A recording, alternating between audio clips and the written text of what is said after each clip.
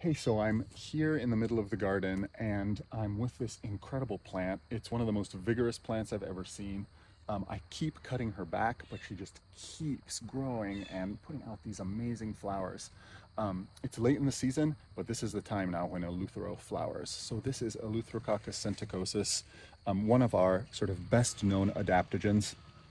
With Eleuthero, it's the root that is harvested, and taking the root on a daily basis really helps improve our resilience to stress, helps keep our mood on an even keel, and really like navigate the world of modern multi-sensory and multi-intellectual input with a lot more grace.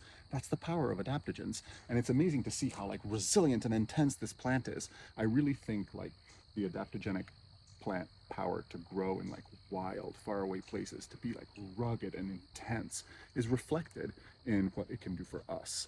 So one of the things I love about being able to be an herbalist and work in a garden with amazing plants like eleuthero or our elderberry, which had an incredible sort of set of berries this year and still has a few for our sort of winter syrups, is that having a daily relationship with plants allows me to be connected to the garden in a way that is a little more intimate than simply knowing about it or working with those plants. By ingesting them using the knowledge that is encoded in the discipline of herbal medicine, I'm actually engaging in a chemistry of communion. I'm bringing the secondary metabolites that these plants produce into my body. And when this happens, if we're drinking lemon balm tea or consuming an adaptogen like eleuthero, and we start to see sort of a softening of some of the worries and tensions that we experience throughout the day, we start seeing an increase in our creative power, in our resilience in the face of stress, a greater level of joy in our interactions with our friends and family. That, you all, is partly thanks to the plants themselves. So, what this has taught me is that my spirit, my creativity, my mood on a day to day basis is intimately connected to the world around me and the world inside me. And so these amazing medicinal plants like eleuthero or elderberry interface with our immune system, interface with our stress hormone systems, interface with the microbiome in our GI tract, and in so doing, put guardrails and guidance and add threads of sort of ecological interconnection to our very spirits. And in so doing, I've seen it in myself, I've seen it in folks who have brought medicinal plants into their lives. Our spirits soften, they become more adaptable, they become more flexible, they become more connected.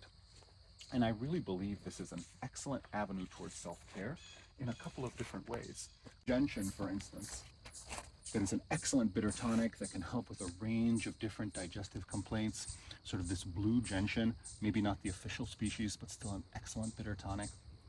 But in a broader sense, getting connected to the power of medicinal plants and realizing that they change the way our mind and our spirit sort of interact with everything around us should give us at least an interesting inroad into being able to take what often seems like an intellectual exercise, right? We're watching things like the hottest summer on record. We're watching things like depletion of our aquifer reserves. We're watching things like our continued over-reliance on fossil fuels for the basic necessities of life.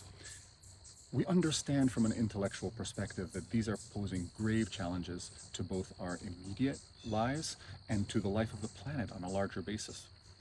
But what interacting with medicinal plants does for me is it takes that intellectual exercise and it brings it into a very real chemistry of communion, something that can be part of my soma, of my physical self, something that can contribute to a different way of making choices and decisions on a daily basis. Just think of it. If burning some cedar or drinking some lemon balm tea can soften my spirit and make me feel less stressed out as I move through my day, what types of decisions will I make when I'm confronted with the choice of using a fossil fuel or trying to create a more sustainable long-term solution to my lifestyle and way of living? Very often what I see is that when people begin to interact with plants and recognize the benefit that they provide in their lives for self-care, they also begin to realize that they are intimately enmeshed with the ecological world around them, and there's no escaping this, and that in fact, we need to make radically different choices in our daily lives if we're to walk more sustainably on this planet. what I think herbs can do is take that from a thought into truly embodied life.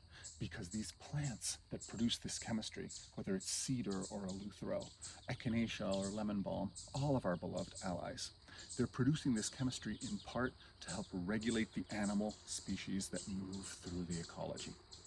And it's as simple as that.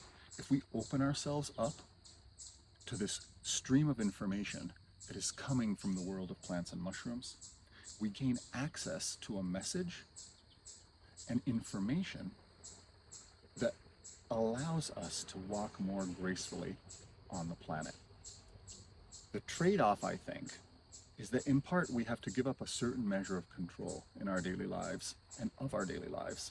But I really think that we are ready for this.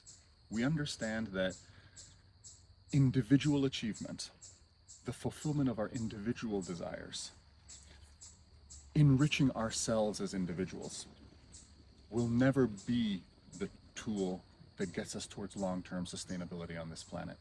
Rather, the sense of community, and not just community of people, but community of ecology, where the green beings, the mushrooms, the insects, the other animals, and us are all kin, is truly the way towards not just intellectually getting towards sustainability, but actually physically doing it.